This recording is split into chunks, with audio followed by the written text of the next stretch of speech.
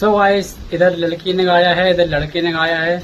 दोनों में से आवाज़ किसकी बेहतर है आप लोग बताएं, डिसाइड करें किसने प्यारा गाया है, बच्ची ने या बच्चे ने।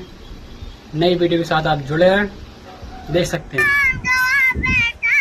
अरे रहने तो दिशा, तुम तो बस कृष मंडल की आवाज पे एक्टिंग करती रहे ना, खुद मत गाना कभी। ये कृष मंडल की एक्टिंग करती है ना। बस उन्हीं की उसी के गाने पे एक्टिंग करती रहती हो, खुद तो गा के सुनाओ। अभी सुनाती हूँ। सुनाओ तो फिर। मैंने अपने दिल को मेरे दिल में मुझको रोका। लाइक करें, शेयर करें, चैनल को सब्सक्राइब करें। देख सकते हैं कितनी प्यारी वीडियो। झोंका मैंने अपने दिल को मेरे दिल ने मुझको रोका।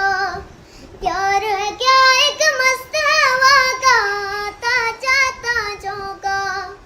चांद गवा बैठा जिसने खेला है खेल दिलों को। ओए राजू प्यार ना करियो करियो।